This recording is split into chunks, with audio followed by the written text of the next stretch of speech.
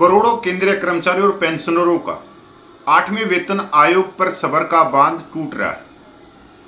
करोड़ों केंद्रीय कर्मचारियों और पेंशनरों ने सरकार से मांग करी है कि 8वां वेतन आयोग जब देना है जब दे देना, नहीं देना है तो मत देना, पर टीवार की घोषणा तो कर दो, जिससे पता लग जाए कि आपके संदर्भ और शर्त और क्षेत्र क्या है।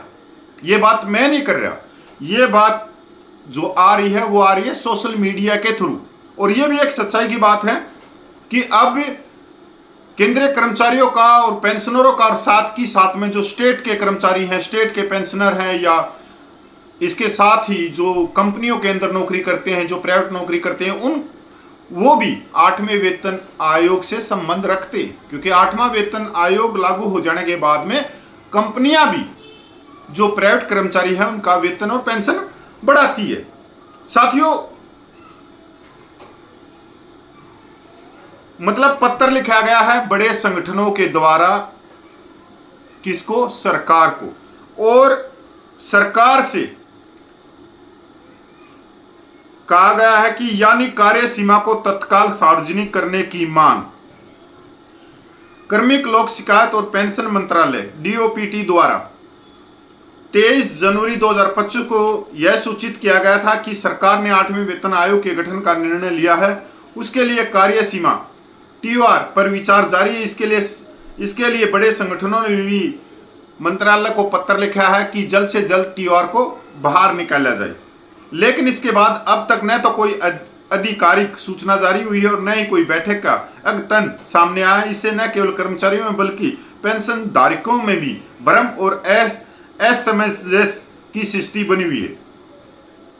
पत्र में उल्लेख किया गया कि जब तक स्पष्ट जानकारी सामने नहीं आती तब तक यह आशंका बनी रहेगी कि सरकार की ओर से वेतन आयोग की घोषणा कहीं सिर्फ दिखावे की कवायद तो नहीं है। ये बहुत अच्छा लाइन है और इस पे तो मैं भी कहता हूं कि वास्तव में सरकार बहुत अलग सोच रही है। वो ये सोच रही है, और जो हमने उसको पिछले 11 सालों में देखा है कि मजदूर, किसान, आम नागरिक की जेब से पैसा कैसे छीना जाए, चाहे टैक्स के द्वारा, चाहे टोल प्लाजा के द्वारा, चाहे किसी भी तरह से, अनेकों जीएसटी, पता नहीं क्या क्या, गब्बर टैक्स, फलाना धक्कड़, बहुत सारी चीजें। खासकर पेंशन धारकों के लिए चिंता इसलिए और बढ़ गई है क्योंकि हाल ही में पेश किए गए वित्त विधेयक में सरकार ने स्पष्ट किया है कि पेंशनर को 8वें वेतन आयोग के अंतर्गत वेतन निर्धारण का लाभ देना या न देना सरकार के विवेक पर निर्भर होगा। ये बात मैं पहले भी आप लोगों को साफ कर चुका हूं कि जो रक्षा पेंशनर हैं उनको तो 8वां वेतन आयोग मिलेगा, पर सरकार के पास में एक कानून की शक्ति और बढ़ गई है। अब सरकार के पास में या सरकार के हाथ में ये है कि वो जो पेंशन धारक हैं उनको 8वां वेतन आयोग दे या नहीं दे।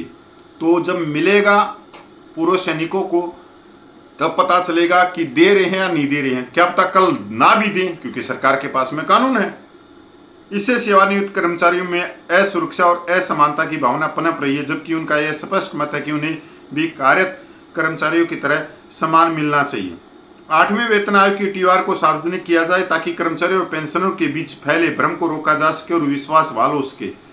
आधिकारिक रूप से स्पष्ट किया जाए कि 8वें वेतन आयोग के तहत वेतन निर्धारण और संशोधन का लाभ पेंशनरों को भी मिलेगा, जिससे समानता और न्याय सुनिश्चित हो। 8वें वेतन आयोग की समिति का शीघ्र गठन किया जाए ताकि समीक्षा प्रक्रिया में तेजी आ सके। साथियों, ये सोशल मीडिया पे ये खबरें चल रही है और मेरी भी बात यही चलती है। क्या पता किसी भाई ने मेरा वीडियो देखा और सोशल मीडिया के जो अखबारों में ये खबर आई है वहीं से उन्होंने भी चिंता व्यक्त की। देखो साथियों, एक चीज़ मैं साफ सुथरी बता देता हूँ। आप सोचते होगे कि मैं 8वें वेतन आयोग को लेके इतने वीडियो क्यों बना रहा हूँ। मैं कोई वीडियो नहीं बना रहा, मैं सिर्फ यहाँ जागरूक कर रहा हूँ, या जो करोड़ों कर्मचारी हैं, पेंशनर हैं, उनकी आंखें खोलने का काम कर रहा हूँ कि अगर आप सो गए तो सरकार सो जाएगी। सीधी सी बात है।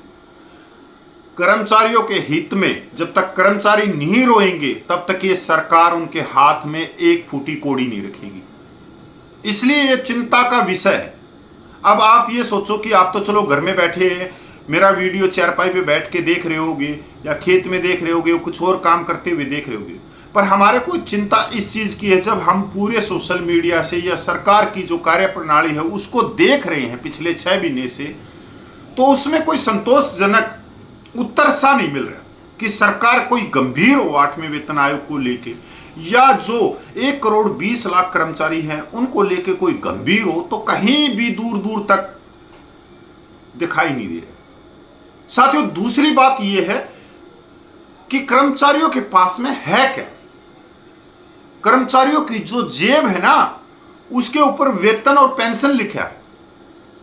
अगर उनकी जेब में बढ़ोतरी नहीं हुई तो भाई कहां से पैसे निकलेंगे? सारे पैसे तो फिर ये ले जाएंगे, उद्योगपति ले जाएंगे, देश के संसाधन को ले जाएंगे। अब आपको यह भी नहीं पता कि पिछले 11 साल में सरकार ने जो बिजनेसमैन हैं उनका 16 लाख हजार करोड़ रुपया माफ किया।